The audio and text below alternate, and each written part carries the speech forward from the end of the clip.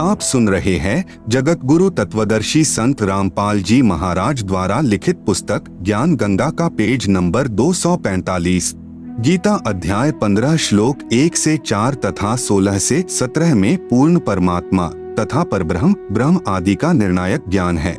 गीता अध्याय 15 श्लोक 16 में कहा है कि पृथ्वी तत्व से निर्मित लोक यानी ब्रह्म के 21 ब्रह्मांड तथा परब्रह्म के 7 संख ब्रह्मांड पृथ्वी तत्व से बने होने के कारण एक लोक भी कहा जाता है।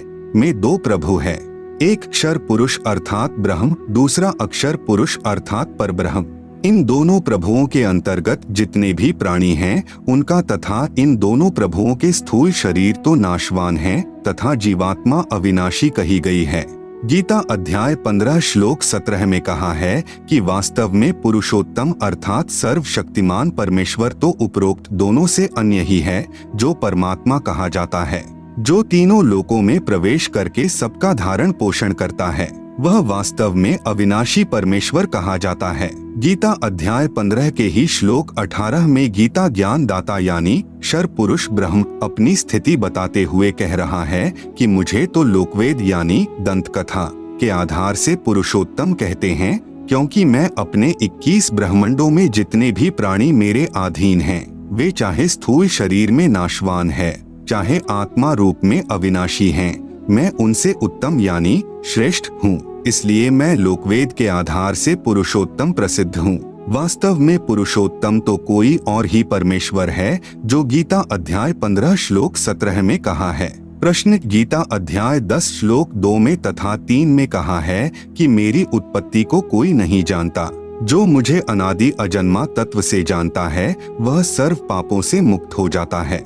इससे स्पष्ट है कि ब्रह्म का जन्म नहीं है तथा सर्व पाप नष्ट कर देता है। उत्तर गीता अध्याय 10 श्लोक 2 को पुनर्पढ़े, जिसमें कहा है कि मेरी उत्पत्ति को न देवता यानी ब्रह्मा विष्णु तथा शिव आदि तथा न महर्षि जानते हैं, क्योंकि वे सर्व मुझसे उत्पन्न हुए हैं। इस श्लोक से स्वतः सिद्ध है कि गीता ज्ञान दाता प्रभु की उत्पत्ति अर्थात जन्म तो हुआ है, परंतु काल यानी ब्रह्म से उत्पन्न देवता तथा ऋषिजन नहीं जानते, क्योंकि वे काल से उत्पन्न हुए हैं।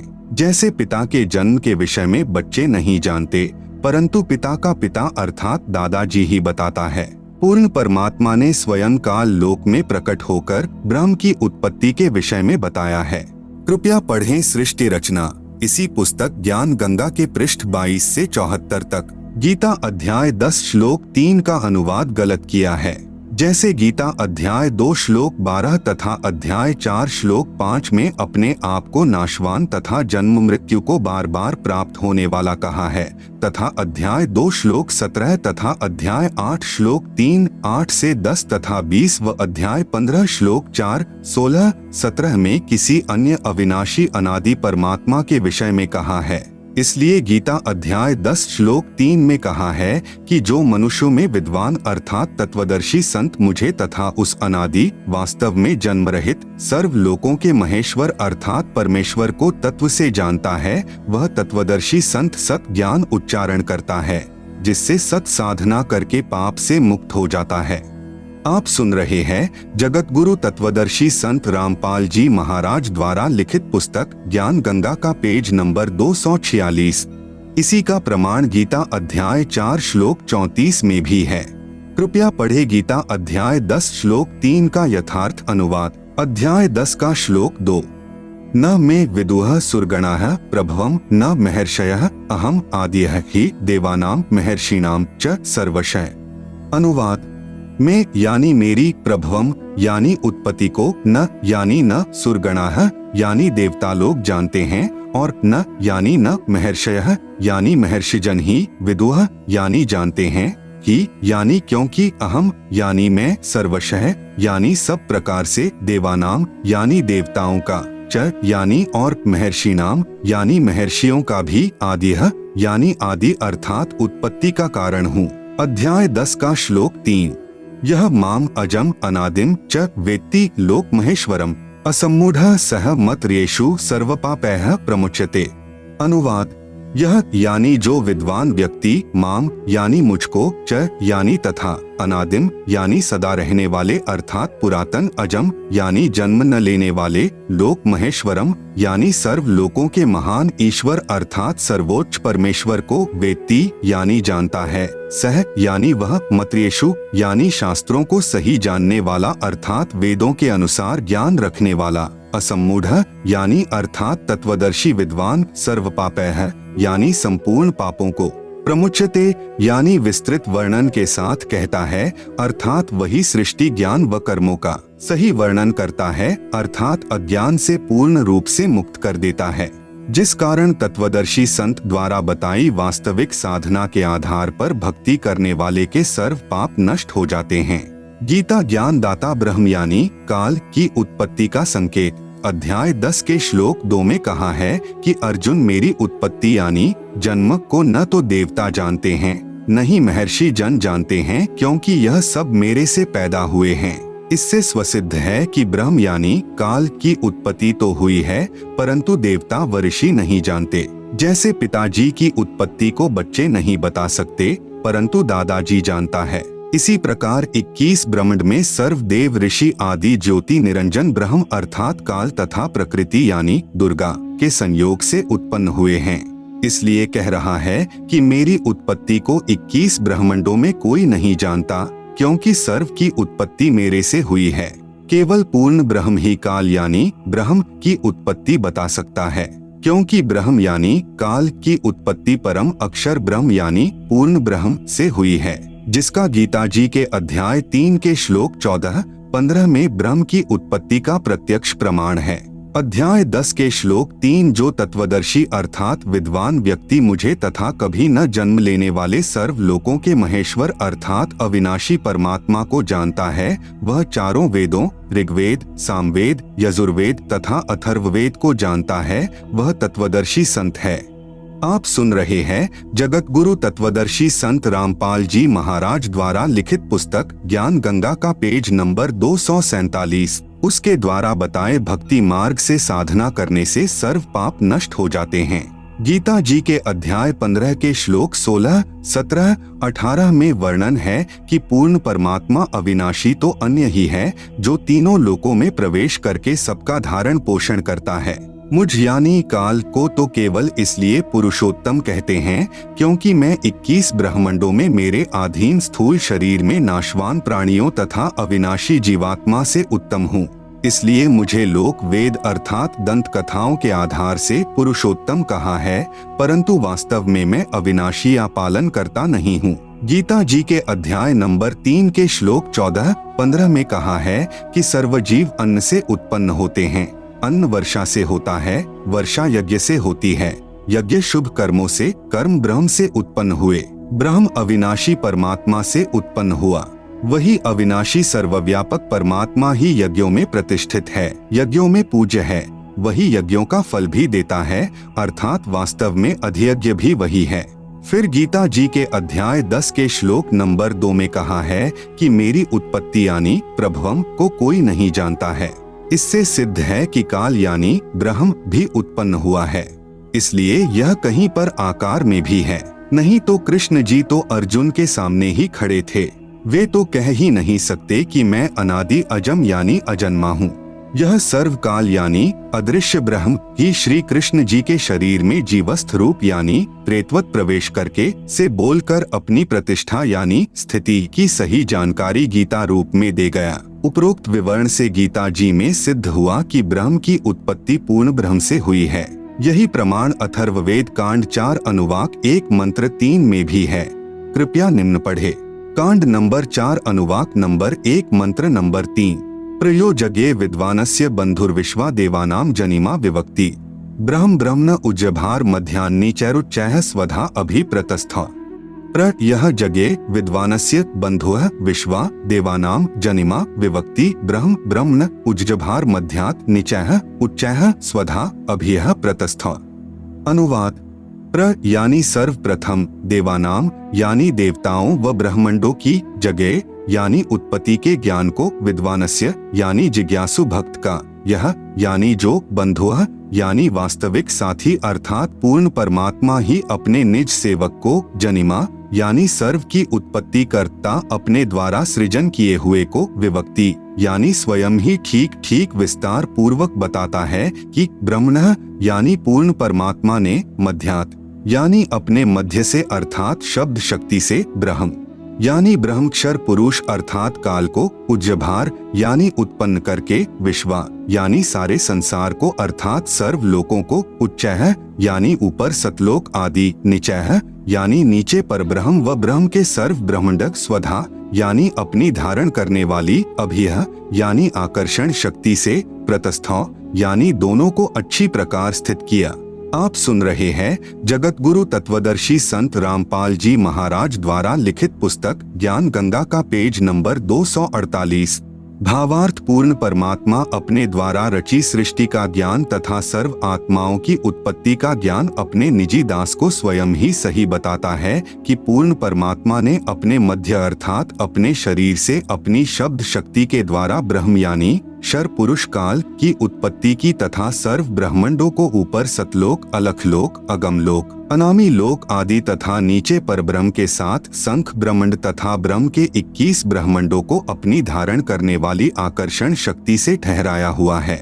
जैसे पूर्ण परमात्मा कबीर परमेश्वर यानी कबीरदेव ने अपने निजी सेवक अर्थात सखा श्री धर्मदास जी आदरणीय गरीबदास जी आदि को अपने द्वारा रची सृष्टि का ज्ञान स्वयं ही बताया। उपरोक्त वेद मंत्र भी यही समर्थन कर रहा है। कांड नंबर 4 अनुवाक नंबर 1 मंत्र 7 यो थर्वाणम पितरम देव बंधुम बृहस्पतिम नमसाव च गच्छात त्वं विश्वेशाम जनिता यथा स कविर्देवो न दभायत स्वधावान।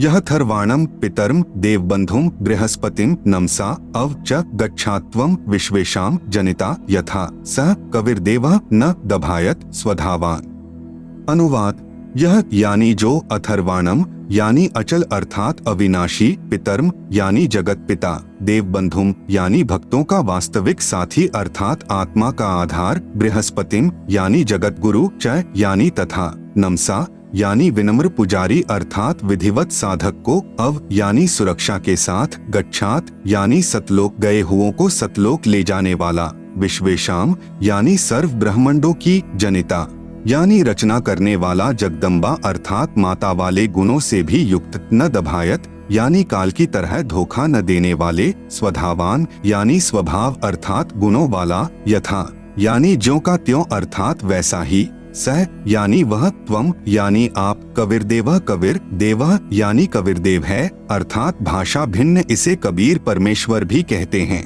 भावार्थ इस मंत्र में यह भी स्पष्ट कर दिया कि उस परमेश्वर का नाम कबीरदेव अर्थात कबीर परमेश्वर है जिसने सर्व रचना की है। जो परमेश्वर अचल अर्थात वास्तव में अविनाशी गीता अध्याय 15 श्लोक 16-17 में भी प्रमाण है। जगत गुरु आत्माधार जो पूर्ण मुक्त होकर सतलोक गए हैं उनको सतलोक ले जाने वाला सर्व ब्रह्मांडों का रचनहार काल यानी ब्रह्म की तरह धोखा न देने वाला ज्यों का त्यों वह स्वयं कबीरदेव अर्थात कबीर प्रभु है। यही परमेश्वर सर्व ब्रह्मांडों व प्राणियों को अपनी शब्द शक्ति से उत्पन्न करने के कारण जनिता यानी माता भी कहलाता है तथा पितरम यानी पिता तथा बंधु यानी भाई भी वास्तव में यही है तथा देव यानी परमेश्वर भी यही है। इसलिए इसी कबीरदेव यानी कबीर परमेश्वर की स्तुति किया करते हैं। त्वमेव माता च पिता त्वमेव बंधु च सखा त्वमेव सर्वम मम देव। इसी परमेश्वर की महिमा का पवित्र ऋग्वेद मंडल नंबर 1 सूक्त नंबर 24 में विस्तृत विवरण है। प्रश्न वेदों में कबीर अर्थात कबीर नाम का विवरण कैसे आया? वेद तो सृष्टि के प्रारंभ में प्राप्त हुए थे। कबीरदेव यानी कबीर परमेश्वर तो सन 1398 में उत्पन्न हुए हैं। आप सुन रहे हैं जगत गुरु तत्वदर्शी संत रामपाल जी महाराज द्वारा लिखित पुस्तक ज्ञान गंगा का पेज नंबर 249।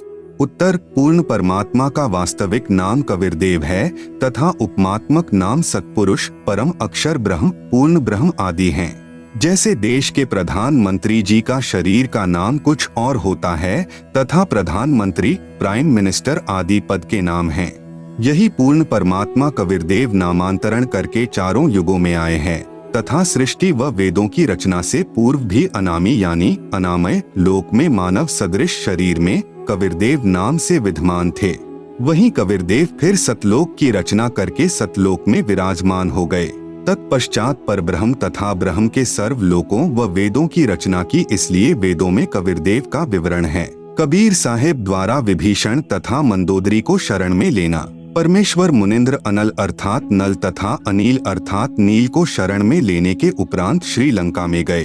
वहां पर एक परम भक्त चंद्रविजय जी का 16 सदस्यों का पुण्य परिवार रहता था। वह भाट जाति में उत्पन्न पुण्यकर्मी प्राणी थे। परमेश्वर मुनिंद्र यानी कबीरदेव जी का उपदेश सुनकर पूरे परिवार ने नाम दान प्राप्त किया। परम भक्त चंद्रविजय जी की पत्नी भक्तमती कर्मवती लंका के राजा रावण की रानी मंदोदरी के पास नौकरी यानी सेवा करती थी। रानी मंदोदरी को हंसी मजाक अच्छे मंदे चुटकुले सुनाकर उसका मनोरंजन कराया करती थी। भक्त चंद्रविजय राजा रावण के पास दरबार में नौकरी यानी सेवा करता था। राजा की बड़ाई के गाने सुनाकर प्रसन्न करता था। भक्त चंद्रविजय की पत्नी भक्तमती कर्मवती परमेश्वर से उपदेश प्राप्त करने के उपरांत रानी मंदोदरी को प्रभु चर्चा जो सृष्टि रचना अपने सतगुरुदेव मुनिंद्र जी से सुनी थी प्रतिदिन सुनाने लगी। भक्तमती मंदोदरी रानी को अति आनंद आने लगा। कई घंटों तक प्रभु की सतकथा को भक्तमती कर्मवती सुनाती रहती तथा मंदोदरी की आंखों से आंसू बहते रहते। एक दिन रानी मंदोदरी ने कर्मवती से पूछा, आपने यह ज्ञान किससे सुना? आप तो बहुत अनाप शनाप बातें किया करती थी। इतना बदलाव परमात्मा तुल्य संत बिना नहीं हो सकता। तब कर्मवती ने बताया कि हमने एक परम संत से अभी उपदेश लिया है। रानी मंदोदरी ने संत के दर्शन की अभिलाषा व्यक्त करते हुए कहा, आपके गुरु अब की बार आए तो उन्हें हमारे घर बुला कर लाना। अपनी मालकिन का आदेश प्राप्त करके शीश झुकाकर सत्कार पूर्वक कहा कि जो आपकी आज्ञा, आपकी नौकरानी वही करेगी। मेरी एक विनती है, कहते हैं कि संत को आदेश पूर्वक नहीं बुलाना चाहिए, स्वयं जाकर दर्शन करना श्रेयकर होता है और जैसे आपकी आज्ञा वैसा ही होगा।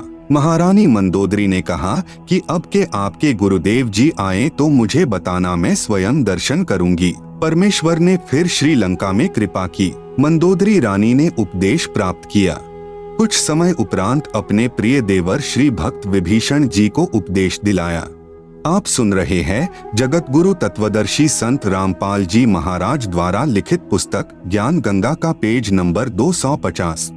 भक्तमती मंदोदरी उपदेश प्राप्त करके अहर्निश प्रभु स्मरण में लीन रहने लगी। अपने पति रावण को भी सतगुरु मुनिंद्र जी से उपदेश प्राप्त करने की कई बार प्रार्थना की, परंतु रावण नहीं माना तथा कहा करता था कि मैंने परम शक्ति महेश्वर मृत्युंजय शिव जी की भक्ति की है, इसके तुल्य कोई शक्ति नहीं है, आपको किसी ने बहका लिया है। कुछ ही समय उपरांत वनवास प्राप्त श्री सीता जी का अपहरण करके रावण ने अपने 9 लखा बाग में कैद कर लिया। भक्तमती मंदोदरी के बार बार प्रार्थना करने से भी रावण ने माता सीता जी को वापस छोड़कर आना स्वीकार नहीं किया। तब भक्तमती मंदोदरी जी ने अपने गुरुदेव मुनिंद्र जी से कहा, महाराज जी, मेरे पति ने किसी की औरत का अपहरण कर लिया है, मुझसे सहन नहीं हो रहा है, वह उसे वापस छोड़कर आना किसी कीमत पर भी स्वीकार नहीं कर रहा है, आप दया करो मेरे प्रभु, आज तक जीवन में मैंने ऐसा दुख नहीं देखा था। परमेश्वर मुनिंद्र जी ने कहा कि बेटी मंदोदरी, यह औरत कोई आम स्त्री नहीं है, श्री विष्णु जी को श्रापवश पृथ्वी पर आना पड़ा है। वे श्री राजा दशरथ के पुत्र रामचंद्र अयोध्यावासी हैं। इनको 14 वर्ष का वनवास प्राप्त है तथा लक्ष्मी जी स्वयं सीता रूप बनाकर इनकी पत्नी रूप में वनवास में थी। उसे रावण एक साधु वेश बनाकर धोखा देकर उठा लाया है। यह स्वयं लक्ष्मी ही सीता जी है। इसे शीघ्र वापस करके क्षमा याचना करके अपने जीवन की भिक्षा याचना रावण करें तो इसी में इसका शुभ है। भक्तमती मंदोदरी के अनेकों बार प्रार्थना करने से रावण नहीं माना तथा कहा कि वे 2 मस्करे जंगल में घूमने वाले मेरा क्या बिगाड़ सकते हैं। मेरे पास अनगिनत सेना है, मेरे 1 लाख पुत्र तथा 1.25 लाख नाती हैं। मेरे पुत्र मेघनाद ने स्वर्गराज इंद्र को पराजित कर उसकी पुत्री से विवाह कर रखा है। 33 करोड़ देवताओं को हमने कैद कर रखा है। तू मुझे उन 2 बेसहारा फिर रहे बनवासियों को भगवान बताकर डराना चाहती है। इस स्त्री को वापस नहीं करूंगा। मंदोदरी ने भक्ति मार्ग का ज्ञान जो अपने पूज्य गुरुदेव से सुना था रावण को बहुत समझाया। विभीषण ने भी अपने बड़े भाई को समझाया। रावण ने अपने भाई विभीषण को पीटा तथा कहा कि तू ज्यादा श्री रामचंद्र का पक्षपात कर रहा है, उसी के पास चला जा। एक दिन भक्त मती मंदोदरी ने अपने पूज्य गुरुदेव से प्रार्थना की कि हे गुरुदेव, मेरा सुहाग उजड़ रहा है, एक बार आप भी मेरे पति को समझा दो। यदि वह आपकी बात को नहीं मानेगा तो मुझे विधवा होने का दुख नहीं होगा। अपनी बेटी मंदोदरी की प्रार्थना स्वीकार करके राजा रावण के दरबार के समक्ष खड़े होकर द्वारपालों से राजा रावण से मिलने की प्रार्थना की। द्वारपालों ने कहा, ऋषि जी, इस समय हमारे राजा जी अपना दरबार लगाए हुए हैं। इस समय अंदर का संदेश बाहर आ सकता है, बाहर का संदेश अंदर नहीं जा सकता। हम विवश हैं। तब पूर्ण प्रभु अंतर्ध्यान हुए तथा राजा रावण के दरबार में प्रकट हो गए। आप सुन रहे हैं जगत गुरु तत्वदर्शी संत रामपाल जी महाराज द्वारा लिखित पुस्तक ज्ञान गंगा का पेज नंबर 251। रावण की दृष्टि ऋषि पर गई तो गरज कर पूछा कि इस ऋषि को मेरी आज्ञा बिना किसने अंदर आने दिया है, उसे लाकर मेरे सामने कत्ल कर दो। तब परमेश्वर ने कहा, राजन, आपके द्वारपालों ने स्पष्ट मना किया था, उन्हें पता नहीं कि मैं कैसे अंदर आ गया। रावण ने पूछा कि तू अंदर कैसे आया? तब पूर्ण प्रभु मुनिंद्र वेश में अदृश्य होकर पुनर्प्रकट हो गए तथा कहा कि मैं ऐसे आ गया। रावण ने पूछा कि आने का कारण बताओ। तब प्रभु ने कहा कि आप योद्धा होकर एक अबला का अपहरण कर लाए हो। यह आपकी शान व शूरवीरता के विपरीत है। यह कोई आम औरत नहीं है, यह स्वयं लक्ष्मी जी अवतार है। श्री रामचंद्र जी जो इसके पति हैं, वे स्वयं विष्णु हैं। इसे वापस करके अपने जीवन की भिक्षा मांगो, इसी में आपका श्रेय है। इतना सुनकर तमोगुण यानी भगवान शिव का उपासक रावण क्रोधित होकर नंगी तलवार लेकर सिंहासन से दहाड़ता हुआ कूदा तथा उस नादान प्राणी ने तलवार के अंधाधुंध 70 वार ऋषि जी को मारने के लिए किए। परमेश्वर मुनिंद्र जी ने एक झाड़ू की सींग हाथ में पकड़ी हुई थी, उसको ढाल की तरह आगे कर दिया। रावण के 70 वार उस नाजुक सींग पर लगे। ऐसे आवाज हुई जैसे लोहे के खंबे यानी पीलर पर तलवार लग रही हो। सींग टस से मस नहीं हुई। रावण को पसीने आ गए, फिर भी अपने अहंकारवश नहीं माना। यह तो जान लिया कि यह कोई आम ऋषि नहीं है। कहा कि मैंने आपकी एक भी बात नहीं सुननी, आप जा सकते हैं। परमेश्वर अंतर्ध्यान हो गए तथा मंदोदरी को सर्व वृतांत सुनाकर प्रस्थान किया। रानी मंदोदरी ने कहा, गुरुदेव, अब मुझे विधवा होने में कोई कष्ट नहीं होगा। श्री रामचंद्र व रावण का युद्ध हुआ, रावण का वध हुआ। जिस लंका के राज्य को रावण ने तमोगुण भगवान शिव की कठिन साधना करके 10 बार शीश न्यौछावर करके प्राप्त किया था, वह क्षणिक सुख भी रावण का चला गया तथा नरक का भागी हुआ। इसके विपरीत पूर्ण परमात्मा के सतनाम साधक विभीषण को बिना कठिन साधना किए पूर्ण प्रभु की कृपा से लंका देश का राज्य भी प्राप्त हुआ। हजारों वर्षों तक विभीषण ने लंका का राज्य का सुख भोगा तथा प्रभु कृपा से राज्य में पूर्ण शांति रही। सभी राक्षस वृत्ति के व्यक्ति विनाश को प्राप्त हो चुके थे। भक्त मती मंदोदरी तथा भक्त विभीषण तथा परम भक्त चंद्रविजय जी के परिवार के पूरे 16 सदस्य तथा अन्य जिन्होंने पूर्ण परमेश्वर का उपदेश प्राप्त करके आजीवन मर्यादावत सतभक्ति की, वे सर्व साधक यहाँ पृथ्वी पर भी सुखी रहे तथा अंत समय में परमेश्वर के विमान में बैठकर सतलोक यानी शाश्वतम स्थानम में चले गए।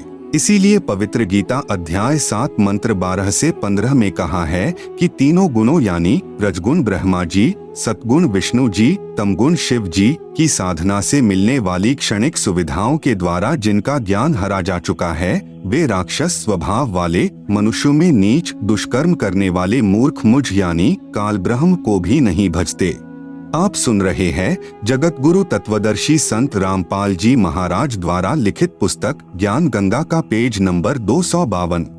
फिर गीता अध्याय 7 मंत्र 18 में गीता बोलने वाला यानी काल ब्रह्म प्रभु कह रहा है कि कोई एक उदार आत्मा मेरी यानी ब्रह्म की ही साधना करता है, क्योंकि उनको तत्वदर्शी संत नहीं मिला। वे भी नेक आत्माएं मेरी अनुत्तमाम यानी अति अश्रेष्ठ गतिम यानी मुक्ति की स्थिति में आश्रित रह गए। वे भी पूर्ण मुक्त नहीं हैं। इसलिए पवित्र गीता अध्याय 18 मंत्र 62 में कहा है कि हे अर्जुन, तू सर्व भाव से उस परमेश्वर यानी पूर्ण परमात्मा तक ब्रह्म की शरण में जा। उसकी कृपा से ही तू परम शांति तथा सतलोक अर्थात सनातन परम धाम को प्राप्त होगा। इसलिए पुण्यात्माओं से निवेदन है कि आज इस दासन के भी दास के पास पूर्ण परमात्मा प्राप्ति की वास्तविक विधि प्राप्त है। निशुल्क उपदेश लेकर लाभ उठाएं। द्वापर युग में इंद्रमती को शरण में लेना। द्वापर युग में चंद्रविजय नाम का एक राजा था। उसकी पत्नी इंद्रमती बहुत ही धार्मिक प्रवृत्ति की औरत थी। संत महात्माओं का बहुत आदर किया करती थी। उसने एक गुरुदेव भी बना रखा था। उनके गुरुदेव ने बताया था कि बेटी साधु संतों की सेवा करनी चाहिए। संतों को भोजन खिलाने से बहुत लाभ होता है। एकादशी का व्रत, मंत्र के जाप आदि साधनाएं जो गुरुदेव ने बताई थी वह भगवत भक्ति में बहुत दृढ़ता से लगी हुई थी। गुरुदेव ने बताया था कि संतों को भोजन खिलाया करेगी तो तू आगे भी रानी बन जाएगी और तुझे स्वर्ग प्राप्ति होगी। रानी ने सोचा कि प्रतिदिन एक संत को भोजन अवश्य खिलाया करूंगी। उसने यह प्रतिज्ञा मन में ठान ली कि मैं खाना बाद में खाया करूंगी, पहले संत को खिलाया करूंगी। इससे मुझे याद बनी रहेगी, कहीं मुझे भूल न पड़ जाए। रानी प्रतिदिन पहले एक संत को भोजन खिलाती, फिर स्वयं खाती। वर्षों तक ये क्रम चलता रहा। एक समय हरिद्वार में कुंभ के मेले का संयोग हुआ। जितने भी त्रिगुण माया के उपासक संत थे सभी गंगा में स्नान के लिए यानी परभी लेने के लिए प्रस्थान कर गए। इस कारण से कई दिन रानी को भोजन कराने के लिए कोई संत नहीं मिला।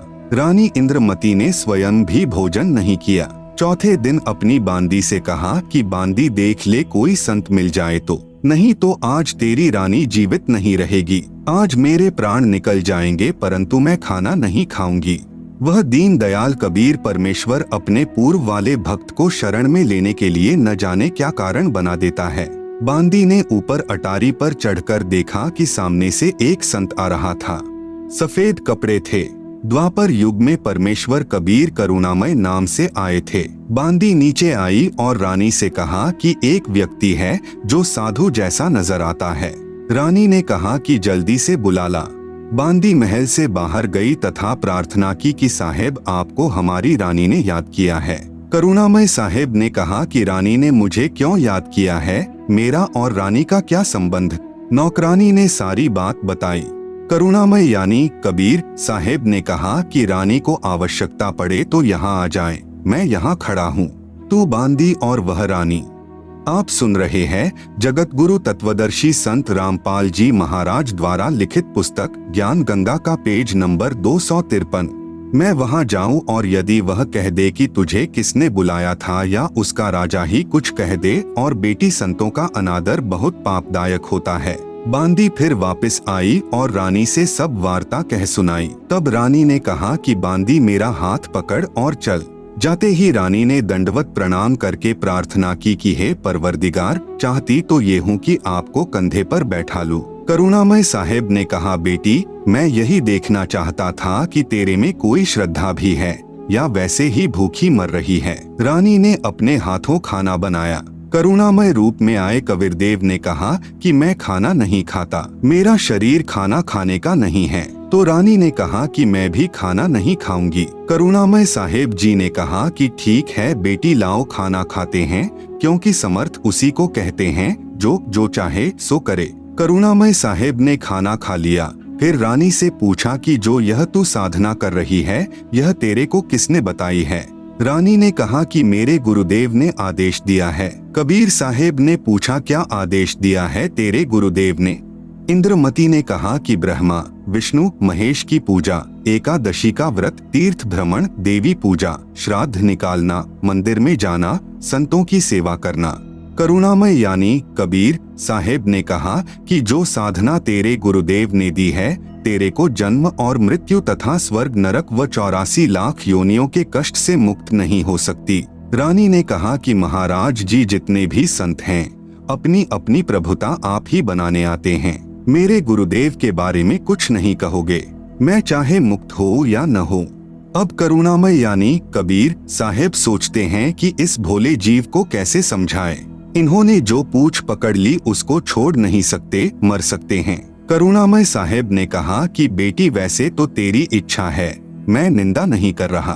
क्या मैंने आपके गुरुदेव को गाली दी है या कोई बुरा कहा है? मैं तो भक्ति मार्ग बता रहा हूँ कि यह भक्ति शास्त्र विरुद्ध है, तुझे पार नहीं होने देगी और न ही तेरा कोई आने वाला कर्म दंड कटेगा। और सुन ले, आज से तीसरे दिन तेरी मृत्यु हो जाएगी। न तेरा गुरु बचा सकेगा और न तेरी यह नकली साधना बचा सकेगी।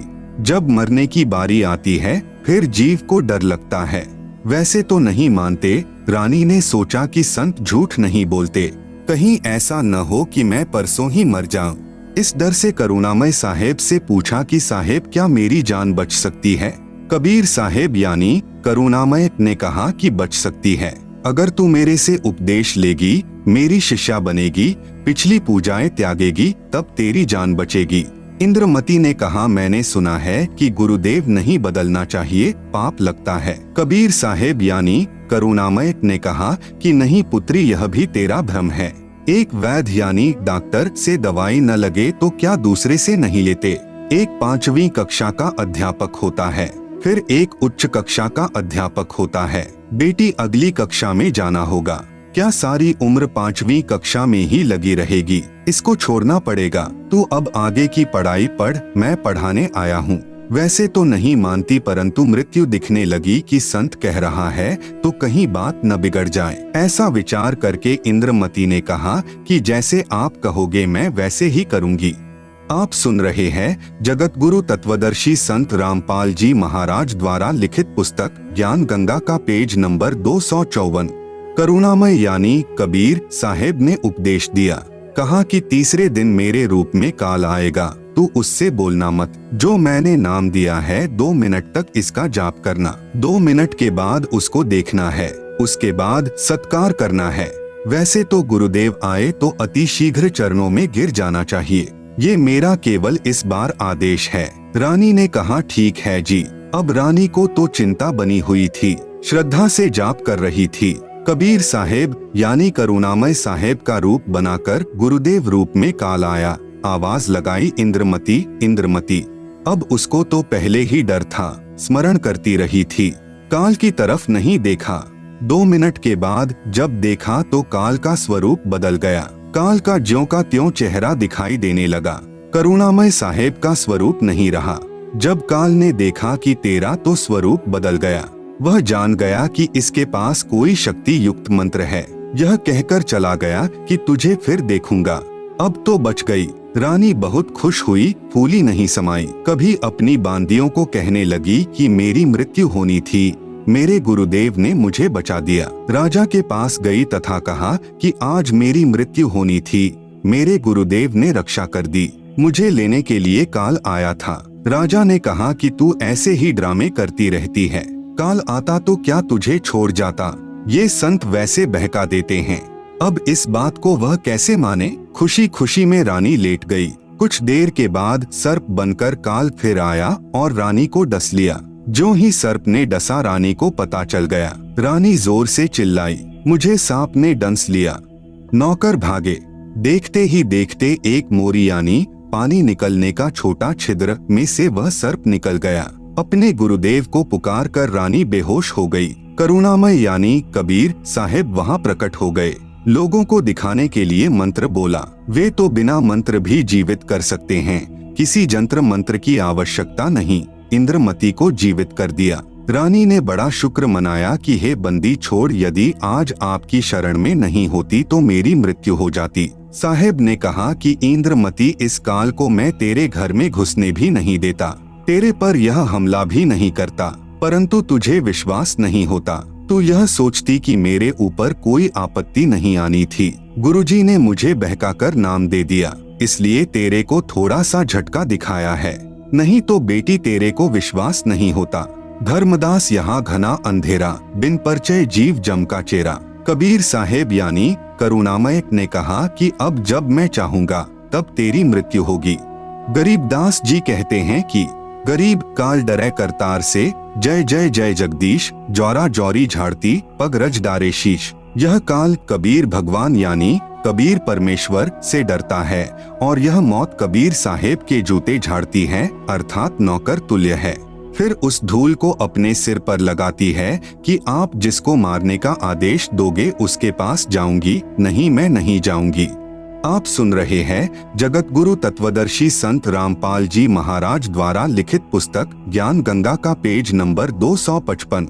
गरीब काल जो पीसे पीसना, जौरा है पनिहार, ये दो असल मजूर हैं मेरे साहेब के दरबार। यह काल जो यहाँ का 21 ब्रह्मांड का भगवान यानी ब्रह्म है, जो ब्रह्मा विष्णु महेश का पिता है। ये तो मेरे कबीर साहेब का आटा पीसता है अर्थात पक्का नौकर है, और जौरा यानी मौत मेरे कबीर साहेब का पानी भरती है अर्थात एक विशेष नौकरानी है। यह दो असल मजूर मेरे साहेब के दरबार में हैं। कुछ दिनों के बाद साहेब फिर आए, रानी इंद्रमती को सतनाम प्रदान किया। फिर कुछ समय के उपरांत करुणामय साहेब ने रानी इंद्रमती की अति श्रद्धा देखकर सारनाम दिया, शब्द की उपलब्धि करवाई। जब साहेब जाते रहते थे तो इंद्रमती प्रार्थना किया करती थी कि मेरे पति राजा को समझाओ मालिक, यह भी मान जाए, आपके चरणों में आ जाए तो मेरा जीवन सफल हो जाए। चंद्रविजय से कबीर साहेब ने प्रार्थना की कि चंद्रविजय आप भी नाम लो, यह 2 दिन का राज और ठाठ है, फिर 84 लाख योनियों में प्राणी चला जाएगा। चंद्रविजय ने कहा कि भगवान मैं तो नाम लूं नहीं और आपकी शिष्या को मना करूं नहीं, चाहे सारे खजाने को ही दान करो, चाहे किसी प्रकार का सत्संग करवाओ, मैं मना नहीं करूंगा।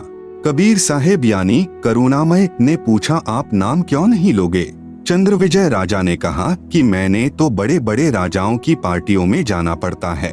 करुणामय यानी कबीर साहेब ने कहा कि पार्टियों में जाने में नाम क्या बाधा करेगा, सभा में जाओ, वहाँ काजू खाओ, दूध पी लो, शरबत यानी जूस पी लो, शराब मत प्रयोग करो, शराब पीना महापाप है। परंतु राजा नहीं माना। रानी की प्रार्थना पर करुणामय यानी कबीर साहेब ने राजा को फिर समझाया कि नाम के बिना ये जीवन ऐसे ही व्यर्थ हो जाएगा, आप नाम ले लो। राजा ने फिर कहा कि गुरुजी मुझे नाम के लिए मत कहना, आपकी शिष्या को मैं मना नहीं करूंगा, चाहे कितना दान करे, कितना सत्संग करवाए। साहेब ने कहा कि बेटी इस 2 दिन के सुख को देखकर इसकी बुद्धि भ्रष्ट हो चुकी है, तू प्रभु के चरणों में लगी रह, अपना आत्म कल्याण करवा। यहाँ कोई किसी का पति नहीं, कोई किसी की पत्नी नहीं, 2 दिन का संबंध है, अपना कर्म बना बेटी। जब इंद्रमती 80 वर्ष की बुढ़िया हो जाती है, कहाँ 40 साल की उम्र में मर जाना था। जब शरीर भी हिलने लगा तब करुणामय साहेब बोले अब बोल इंद्रमती क्या चाहती है, चलना चाहती है सतलोक? इंद्रमती ने कहा कि साहेब तैयार हूँ, बिल्कुल तैयार हूँ दाता। करुणामय साहेब ने कहा कि तेरी पोते या पोती में कोई ममता तो नहीं है? रानी ने कहा बिल्कुल नहीं साहेब, आपने ज्ञान ही ऐसा निर्मल दे दिया, इस गंदे लोक की क्या इच्छा करूं? कबीर साहेब यानी करुणामय जी ने कहा कि चल बेटी। रानी प्राण त्याग गई। साहेब कबीर यानी करुणामय रानी इंद्रमती की आत्मा को ऊपर ले गए। इसी ब्रह्मांड में एक मानसरोवर है। आप सुन रहे हैं जगत गुरु तत्वदर्शी संत रामपाल जी महाराज द्वारा लिखित पुस्तक ज्ञान गंगा का पेज नंबर 256।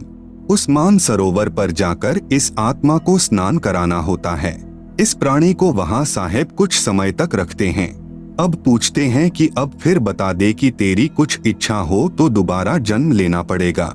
यदि मन में इच्छा रह गई तो सतलोक नहीं जा सकती। इंद्रमती ने कहा साहेब आप तो अंतर्यामी हो, कोई इच्छा नहीं है, आपके चरणों की इच्छा है। लेकिन एक मन में शंका बनी हुई है कि मेरा जो पति था उसने मुझे किसी भी धार्मिक कर्म में कभी मना नहीं किया। नहीं तो आजकल के पति अपनी पत्नियों को बाधा कर देते हैं। यदि वह मुझे मना कर देता तो मैं आपके चरणों में नहीं लग पाती, मेरा कल्याण नहीं होता। उसका इस शुभ कर्म में सहयोग का कुछ लाभ मिलता हो तो कभी उस पर भी दया करना दाता। अब साहेब ने देखा कि यह नादान इसके पीछे फिर लटक गई। साहेब बोले ठीक है बेटी, अभी तू 2-4 वर्ष यहाँ रह। अब 2 वर्ष के बाद राजा भी मरने लगा, क्योंकि नाम ले नहीं रखा था। यम के दूत आए, राजा चौक में चक्कर खाकर गिर गया। यम के दूतों ने उसकी गर्दन को दबाया, राजा की टट्टी और पेशाब निकल गया। करुणामय यानी कबीर साहेब ने रानी को कहा कि देख तेरे राजा की क्या हालत हो रही है। वहाँ से साहेब दिखा रहे हैं। तब रानी ने कहा कि देख लो दाता, यदि उसका भक्ति में सहयोग का कोई फल बनता हो तो दया कर लो। रानी को फिर भी थोड़ी सी ममता बनी थी। साहेब कबीर यानी करुणामय ने सोचा कि यह फिर काल जाल में फंसेगी। यह सोचकर मानसरोवर से वहां गए जहां राजा चंद्रविजय अपने महल में अचेत पड़ा था। यमदूत उसके प्राण निकाल रहे थे। कबीर साहेब के आते ही यमदूत ऐसे आकाश में उड़ गए जैसे मुर्दे से गिद्ध उड़ जाते हैं। चंद्रविजय होश में आ गया। सामने करुणामय साहेब खड़े थे। केवल चंद्रविजय को दिखाई दे रहे थे, किसी अन्य को दिखाई नहीं दे रहे थे। चंद्रविजय चरणों में गिरकर याचना करने लगा, मुझे क्षमा कर दो दाता, मेरी जान बचाओ, क्योंकि अब उसने देखा कि तेरी जान जाने वाली है। जब इस जीव की आंख खुलती है कि यह तो बात बिगड़ गई, मुझे क्षमा कर दो दाता, मेरी जान बचा लो मालिक। कबीर साहेब ने कहा, राजा आज भी वही बात है, उस दिन भी वही बात थी, नाम लेना होगा। राजा ने कहा, मैं नाम ले लूंगा जी, अभी ले लूंगा नाम। कबीर साहेब ने नाम उपदेश दिया तथा कहा कि अब मैं तुझे 2 वर्ष की आयु दूंगा, यदि इसमें एक श्वास भी खाली चला गया तो फिर कर्मदंड रह जाएगा। कबीर, जीवन तो थोड़ा भला, जय सत सुमरण हो, लाख वर्ष का जीवना, लेखे धरे ना को। शुभ कर्म में सहयोग दिया हुआ पिछला कर्म और साथ में श्रद्धा से 2 वर्ष के स्मरण से तथा तीनों नाम प्रदान करके कबीर साहेब चंद्रविजय को भी पार कर ले गए। बोलो सतगुरु देव की जय। जय बंदी छोड़। परमेश्वर कबीर साहेब जी सच्चे श्रद्धालु की आयु बढ़ा देता है तथा उसके परिवार की भी रक्षा करता है। उपरोक्त विवरण से सिद्ध हुआ। यह प्रमाण बहुत पहले के हैं।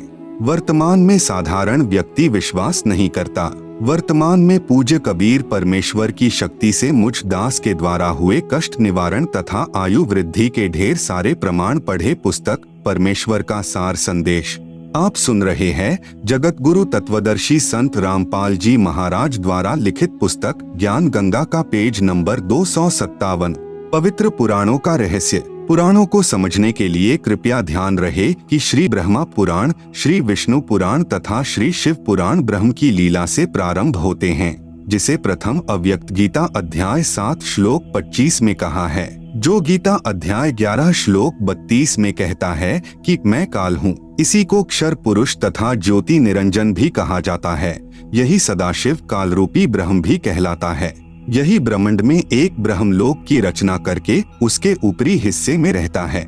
यही महाविष्णु, महाब्रह्मा तथा महाशिव कहलाता है तथा उस क्षेत्र को काशी भी कहते हैं। उसी में रजगुण प्रधान, सतगुण प्रधान, तमगुण प्रधान 3 स्थान बनाकर अपनी पत्नी दुर्गा यानी महालक्ष्मी को साथ रखकर 3 पुत्रों रजगुण श्री ब्रह्मा जी, सतगुण श्री विष्णु जी, तमगुण श्री शिव जी की उत्पत्ति करके अचेत कर देता है। अचेत अवस्था में ही इनकी परवरिश करता रहता है। जवान होने पर श्री ब्रह्मा जी को कमल के फूल पर, श्री विष्णु जी को शेषनाग पर तथा श्री शिव को कैलाश पर्वत पर चेत कर देता है। इन तीनों प्रभुओं को स्वयं ज्ञान नहीं कि हमारा उत्पत्ति करता कौन है। यही काल रूपी ब्रह्म ही विष्णु रूप धारण करके अपनी नाभि से कमल उत्पन्न करके उस पर श्री ब्रह्मा जी को रखकर होश में कर देता है। यही जब चाहे श्री ब्रह्मा, श्री विष्णु, श्री शिव रूप धारण करके दृष्टिगोचर होता है। यह काल अपने वास्तविक रूप में कभी प्रकट नहीं होता, जो काल ने श्रीमद् भगवत गीता जी का ज्ञान देते समय दिखाया था। गीता अध्याय 10 तथा 11 में प्रमाण है। श्रीमद् भगवत गीता अध्याय 11 श्लोक 47-48 में कहा है कि हे अर्जुन, यह मेरा वास्तविक काल रूप तेरे अतिरिक्त न तो पहले किसी ने देखा है तथा न ही आगे कोई देख सकता है। यह तो मैंने तेरे ऊपर अनुग्रह करके दिखाया है। यह मुझ ब्रह्म का 1000 भुजाओं व नेत्रों आदि वाला काल रूप वेदों में वर्णित विधि से जैसे यज्ञ, ओम नाम के जाप आदि से कभी नहीं देखा जा सकता। भावार्थ है कि वेदों में वर्णित विधि से प्रभु प्राप्ति नहीं है। इसीलिए ऋषियों महर्षियों ने वेदों में ओम नाम को प्रभु प्राप्ति का जानकर प्रभु प्राप्ति के लिए यज्ञ तथा ओम नाम के जाप की घोर साधनाएं की, परंतु ब्रह्म के दर्शन नहीं हुए। किसी ने कमलों का प्रकाश देख लिया, किसी ने शरीर में ज्योति देखी तथा धुनें सुनी, जो काल यानी ब्रह्म का छल है। किसी ने सहस्र कमल की 1000 ज्योतियों से निकल रहा प्रकाश देखकर प्रभु की प्राप्ति मान ली। जैसे किसी स्थान पर एक ही रंग के 1000 बल्ब एक दूसरे के साथ सटाकर गोलाकार में जगा रखे हों। दूर से देखने वाले को एक प्रकाश समूह ही दिखाई देता है। अति निकट जाने पर पता लगता है कि यह तो बल्बों यानी लटुओं का प्रकाश है। इसी प्रकार कुछ साधक हठयोग करके शरीर में अंतर्मुख होकर कुछ आतिशबाजी को देखकर प्रभु की प्राप्ति मान लेते हैं। आप सुन रहे हैं जगत गुरु तत्वदर्शी संत रामपाल जी महाराज द्वारा लिखित पुस्तक ज्ञान गंगा का पेज नंबर 258। उसी काल जाल को आनंद मानकर अपना अनमोल जीवन नष्ट कर जाते हैं।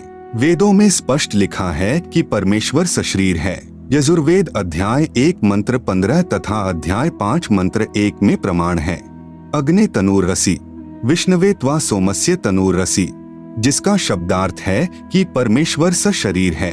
उस सर्व पालन करता अमर पुरुष यानी सत्पुरुष का शरीर है, अर्थात परमेश्वर आकार में है। इसीलिए ऋषियों ने प्रभु दर्शन के लिए घोर साधनाएं की, परंतु वेदों में वर्णित विधि से प्रभु प्राप्ति नहीं हो सकती। इसलिए आज तक सर्व साधकों ऋषियों आदि ने अपने अनुभव की पुस्तकों की रचना कर दी जो वेद ज्ञान विरुद्ध है। अब सर्व भक्त समाज पवित्र वेदों के स्थान पर अन्य महर्षियों या संतों के अनुभव से बनी पुस्तकों के ज्ञान पर आधारित हो चुका है। पवित्र वेदों तथा श्रीमद् भगवत गीता जी का ज्ञान दाता ब्रह्म कह रहा है कि तीनों गुण यानी रजगुण ब्रह्मा जी, सतगुण विष्णु जी, तमगुण शिव जी इष्ट रूप में पूजा के योग्य नहीं हैं, क्योंकि यह भी नाशवान है तथा कर्म का फल ज्यों का त्यों ही देते हैं। पाप क्षमा यानी नाश नहीं कर सकते। इनके पुजारी भक्तों को प्रारब्ध में लिखे कष्ट को भोगना ही पड़ता है। इन तीनों प्रभुओं की साधना से क्षणिक सांसारिक सुख तो प्राप्त हो जाते हैं, परंतु पूर्ण मोक्ष नहीं होता तथा इन तीनों प्रभुओं यानी श्री ब्रह्मा जी, श्री विष्णु जी, श्री शिव जी से मिलने वाले क्षणिक लाभ पर जिनकी आस्था बनी है, वे राक्षस स्वभाव को धारण किए हुए मनुष्यों में नीच दुष्कर्म करने वाले मूर्ख मुझ यानी काल ब्रह्म को भी नहीं भजते। प्रमाण श्रीमद् भगवत गीता अध्याय 7 श्लोक 12 से 15 तक। क्योंकि ब्रह्म साधक अधिक समय तक ब्रह्मलोक में बने महास्वर्ग में अपनी नाम व पुण्यों की कमाई के आधार पर रहता है, इसलिए काल कह रहा है कि तीनों प्रभुओं से कुछ ज्यादा राहत मैं दे सकता हूँ, परंतु यह ब्रह्मलोक तथा काल यानी ब्रह्म भी नाशवान हैं। गीता अध्याय 8 श्लोक 16 में कहा है कि ब्रह्मलोक तक सर्वलोक नाशवान हैं, तथा गीता अध्याय 2 श्लोक 12 तथा अध्याय 4 श्लोक 5 में स्वयं गीता ज्ञान दाता ब्रह्म कह रहा है कि मेरी भी जन्म मृत्यु होती है, अर्थात नाशवान हूँ। इसलिए पवित्र गीता अध्याय 7 श्लोक 18 में कहा है कि जो चौथे प्रकार के मेरे यानी ब्रह्म के साधक जो ज्ञानी हैं, वे वेदों के ज्ञान के आधार पर जान लेते हैं कि केवल एक पूर्ण परमात्मा ही इष्ट रूप में पूज्य है, वही पापनाशक पूर्ण मोक्षदायक है तथा मानव शरीर प्रभु प्राप्ति के लिए ही मिला है। उन्होंने वेदों का स्वयं ही निष्कर्ष निकाल लिया कि ओम यही एक मंत्र है जो प्रभु प्राप्ति का है। इसी ओम मंत्र के जाप से हजारों वर्ष साधना करके अपने शरीर को भी न्यौछावर कर दिया, परंतु प्रभु दर्शन नहीं हुए। अन्य उपलब्धियां हो गई, कुछ सिद्धियां प्राप्त हो गई तथा स्वर्ग महास्वर्ग आदि में उच्च पद प्राप्त हो गए। फिर भजन कमाई तथा पुण्यों की कमाई समाप्त होने पर पुनर्जन्म मृत्यु तथा 84 लाख प्राणियों के शरीरों में घोर कष्ट तथा नरक में पाप कर्म का फल भोग भी बना रहा। आप सुन रहे हैं जगत गुरु तत्वदर्शी संत रामपाल जी महाराज द्वारा लिखित पुस्तक ज्ञान गंगा का पेज नंबर 259। पवित्र यजुर्वेद अध्याय 40 मंत्र 10 तथा पवित्र गीता अध्याय 4 मंत्र 34 में उपरोक्त दोनों शास्त्रों का ज्ञान दाता ब्रह्म कह रहा है कि उस पूर्ण परमात्मा के विषय में मैं यानी काल रूपी ब्रह्म नहीं जानता।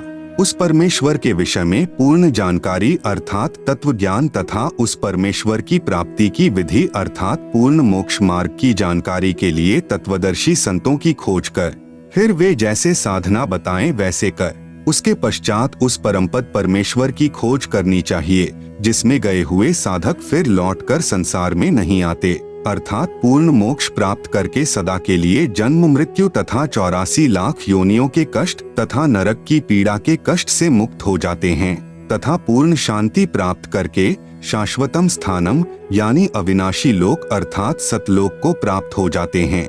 प्रमाण गीता अध्याय 15 श्लोक 1 से 4 तथा गीता अध्याय 18 श्लोक 62 तथा ऋग्वेद मंडल 1 सूक्त 24 मंत्र 1 से 2। तत्वदर्शी संत के न मिलने के कारण सर्व ऋषिजन वेदों अनुसार साधना करके भी महाकष्ट में ही रह जाते हैं।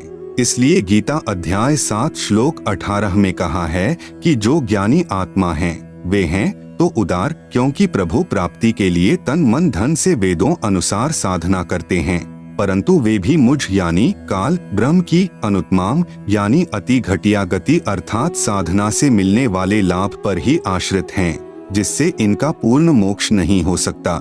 जन्म मृत्यु तथा नाना प्राणियों के शरीर में तथा नरक में कर्माधार से कष्ट कभी समाप्त नहीं हो सकता। ज्योति निरंजन यानी काल रूपी ब्रह्म ने कसम खाई है कि मैं कभी भी किसी को किसी भी साधना से अपने वास्तविक काल रूप में दर्शन नहीं दूंगा। इसलिए यही काल रूपी ब्रह्म ही अपने पुत्रों यानी ब्रह्मा, विष्णु, शिव के रूप में दिखाई देकर नाना चरित्र करता है, जिस कारण से अन्य जन सोचते हैं कि यह लीला भगवान विष्णु ने की, कभी कहते हैं कि यह लीला श्री ब्रह्मा ने की, कभी कहते हैं कि यह लीला श्री शिव ने की। जैसे आम व्यक्ति कहता है कि श्री ब्रह्मा जी की उत्पत्ति श्री विष्णु जी की नाभि से कमल पर हुई। उस समय श्री विष्णु जी के रूप में काल ने अपनी नाभि से कमल प्रकट किया था। ब्रह्मा पुराण सृष्टि का वर्णन नामक अध्याय में श्री लोमहर्षण ऋषि, जिसे सूत जी भी कहा जाता है, ने अपने गुरुदेव श्री व्यास ऋषि से सुना ज्ञान कहा है। श्री व्यास जी ने श्री नारद जी से सुना तथा श्री नारद जी ने अपने पिता श्री ब्रह्मा जी से जानकारी प्राप्त की थी। श्री ब्रह्मा जी को स्वयं ज्ञान नहीं मैं कहाँ से उत्पन्न हुआ। श्री देवी महापुराण 3 स्कंद। इसका भावार्थ यह नहीं है कि पुराणों का ज्ञान गलत है। जो ज्ञान श्री ब्रह्मा जी ने होश में आने के पश्चात कहा है वह उसी स्तर तक तो सही है, परंतु चेत होने से पूर्व का ज्ञान दंत कथा यानी लोकवेद है, जो पूर्ण परमेश्वर ने प्रथम सतयुग में सत सुकृत नाम से प्रकट होकर तत्वदर्शी संत रूप से तत्व ज्ञान तथा वास्तविक सृष्टि रचना का ज्ञान श्री ब्रह्मा जी तथा श्री मनु जी आदि को दिया था। इन्होंने सुनकर भी अनसुना कर दिया था। तत्पश्चात जब श्री ब्रह्मा जी से इसी के वंशज पूछने लगे तो उस सुने सुनाए ज्ञान के आधार से कुछ मिलावट करके पूर्व का ज्ञान कहा है, जिस कारण कोई पुराण निर्णायक ज्ञान युक्त नहीं है। आप सुन रहे हैं जगत गुरु तत्वदर्शी संत रामपाल जी महाराज द्वारा लिखित पुस्तक ज्ञान गंगा का पेज नंबर 260। किसी पुराण के आधार से सिद्ध होता है कि श्री विष्णु जी की उत्पत्ति श्री ब्रह्मा जी से हुई। किसी पुराण से सिद्ध होता है कि श्री ब्रह्मा जी की उत्पत्ति श्री विष्णु जी से हुई आदि आदि। इसी कारण सभी ऋषिजन तथा श्री ब्रह्मा, विष्णु तथा शिव जी भी संशय में ही हैं। श्री ब्रह्मा जी तथा श्री विष्णु जी का युद्ध। श्री शिव पुराण विद्येश्वर संहिता अध्याय 6 अनुवादक दीन दयाल शर्मा, प्रकाशक रामायण प्रेस मुंबई, पृष्ठ 67 तथा संपादक पंडित राम लग्न पांडेय, विशारद प्रकाशक सावित्र ठाकुर, प्रकाशन रथयात्रा वाराणसी, ब्रांच नाटी इमली वाराणसी के विद्येश्वर संहिता अध्याय 6 पृष्ठ 54 तथा टीकाकार डॉक्टर ब्रह्मानंद त्रिपाठी, साहित्य आयुर्वेद ज्योतिष आचार्य MA PhD DSCA, प्रकाशक चौखंबा संस्कृत प्रतिष्ठान 38 UA, Jawahar Nagar, bungalow road, Delhi, Sanskrit सहित शिव पुराण के विद्येश्वर संहिता अध्याय 6 पृष्ठ 45 पर श्री ब्रह्मा जी श्री विष्णु जी के पास आए। उस समय श्री विष्णु जी लक्ष्मी सहित शेष शैया पर सोए हुए थे, साथ में अनुचर भी बैठे थे। श्री ब्रह्मा जी ने श्री विष्णु जी से कहा, बेटा उठ, देख तेरा बाप आया हूँ, मैं तेरा प्रभु हूँ। इस पर विष्णु जी ने कहा, आओ बैठो, मैं तुम्हारा पिता हूँ, तेरा मुख टेढ़ा क्यों हो गया? ब्रह्मा जी ने कहा, हे पुत्र, अब तुझे अभिमान हो गया है, मैं तेरा संरक्षक ही नहीं हूँ परंतु समस्त जगत का पिता हूँ। श्री विष्णु जी ने कहा, रे चोर, तू अपना बड़पन क्या दिखाता है? सर्व जगत तो मुझ में निवास करता है, तू मेरी नाभि कमल से उत्पन्न हुआ और मुझसे ही ऐसी बातें कर रहा है। इतना कहकर दोनों प्रभु आपस में हथियारों से लड़ने लगे, एक दूसरे के वक्षस्थल पर आघात किए।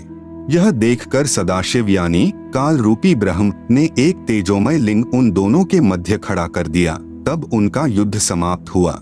यह उपरोक्त विवरण गीता प्रेस गोरखपुर वाली शिव पुराण से निकाल रखा है। परंतु मूल संस्कृत सहित जो ऊपर लिखी है तथा अन्य 2 संपादकों तथा प्रकाशकों वाली शिव पुराण में सही है। विचार करें, श्री शिव पुराण, श्री विष्णु पुराण तथा श्री ब्रह्मा पुराण तथा श्री देवी महापुराण में तीनों प्रभुओं तथा सदाशिव यानी काल रूपी ब्रह्म तथा देवी यानी शिवा प्रकृति की जीवन लीलाएं हैं। इन्हीं के आधार से सर्व ऋषिजन व गुरुजन ज्ञान सुनाया करते थे। यदि कोई पवित्र पुराणों से भिन्न ज्ञान कहता है, वह पाठ्यक्रम के विरुद्ध ज्ञान होने से व्यर्थ है। उपरोक्त युद्ध का विवरण पवित्र शिव पुराण से है, जिसमें दोनों प्रभु 5 वर्ष के बच्चों की तरह झगड़ रहे हैं। वे कहा करते हैं कि तू मेरा बेटा, दूसरा कहा करता है तू मेरा बेटा, मैं तेरा बा। फिर एक दूसरे का गिरेबान पकड़कर मुक्कों व लातों से झगड़ा करते हैं। यही चरित्र त्रिलोक नाथों का है। आप सुन रहे हैं जगत गुरु तत्वदर्शी संत रामपाल जी महाराज द्वारा लिखित पुस्तक ज्ञान गंगा का पेज नंबर 261। उपरोक्त तीनों पुराणों श्री ब्रह्मा पुराण, श्री विष्णु पुराण तथा श्री शिव पुराण का प्रारंभ तो काल रूपी ब्रह्म अर्थात ज्योति निरंजन से ही होता है, जो ब्रह्मलोक में महाब्रह्मा, महाविष्णु तथा महाशिव रूप धारण करके रहता है तथा अपनी लीला भी उपरोक्त रूप में करता है। अपने वास्तविक काल रूप को छुपा कर रखता है तथा बाद में विवरण रजगुण ब्रह्मा जी, सतगुण विष्णु जी तथा तमगुण शिव जी की लीलाओं का है। उपरोक्त ज्ञान के आधार से पवित्र पुराणों को समझना अति आसान हो जाएगा। श्री विष्णु पुराण, अनुवादक श्री मुनिलाल गुप्त, प्रकाशक गोविंद भवन कार्यालय, गीता प्रेस, गोरखपुर। श्री विष्णु पुराण का ज्ञान श्री पाराशर ऋषि ने अपने शिष्य श्री मैत्रेय ऋषि जी को कहा है। श्री पाराशर ऋषि जी ने शादी होते ही गृह त्याग कर वन में साधना करने का दृढ़ संकल्प किया। उसकी धर्मपत्नी ने कहा, अभी तो शादी हुई है, अभी आप घर त्याग कर जा रहे हो, संतान उत्पत्ति करके फिर साधना के लिए जाना। तब श्री पाराशर ऋषि ने कहा कि साधना करने के पश्चात संतान उत्पन्न करने से नेक संस्कार की संतान उत्पन्न होगी। मैं कुछ समय उपरांत आपके लिए अपनी शक्ति यानी वीर्य किसी पक्षी के द्वारा भेज दूंगा, आप उसे ग्रहण कर लेना। यह कहकर घर त्याग कर वानप्रस्थ हो गया। 1 वर्ष साधना के उपरांत अपना वीर्य निकालकर एक वृक्ष के पत्र में बंद करके अपनी मंत्र शक्ति से शुक्राणु रक्षा करके एक कौवे से कहा कि यह पत्र मेरी पत्नी को देकर आओ। कौवा उसे लेकर दरिया के ऊपर से उड़ा जा रहा था। उसकी चोंच से वह पत्र दरिया में गिर गया। उसे एक मछली ने खा लिया। कुछ महीनों उपरांत उस मछली को एक मल्लाह ने पकड़कर काटा। उसमें से एक लड़की निकली। मल्लाह ने लड़की का नाम सत्यवती रखा। वही लड़की मछली के उदर से उत्पन्न होने के कारण मछोदरी नाम से भी जानी जाती थी। नाविक ने सत्यवती को अपनी पुत्री रूप में पाला। कौवे ने वापस जाकर श्री पाराशर जी को सर्व वृतांत बताया। जब साधना समाप्त करके श्री पाराशर जी 16 वर्ष उपरांत वापस आ रहे थे, दरिया पार करने के लिए मल्लाह को पुकार कर कहा कि मुझे शीघ्र दरिया से पार कर, मेरी पत्नी मेरी प्रतीक्षा कर रही है। उस समय मल्लाह खाना खा रहा था तथा श्री पाराशर ऋषि के बीज से मछली से उत्पन्न 14 वर्षीय युवा कन्या अपने पिता का खाना लेकर वहीं पर उपस्थित थी। मल्लाह को ज्ञान था कि साधना तपस्या करके आने वाला ऋषि सिद्धि युक्त होता है, आज्ञा का शीघ्र पालन न करने के कारण श्राप दे देता है। मल्लाह ने कहा, ऋषिवर मैं खाना खा रहा हूँ, अधूरा खाना छोड़ना अन्नदेव का अपमान होता है, मुझे पाप लगेगा। परंतु श्री पाराशर जी ने एक नहीं सुनी। ऋषि को अति उतावला जानकर मल्लाह ने अपनी युवा पुत्री से ऋषि जी को पार छोड़ने को कहा। पिता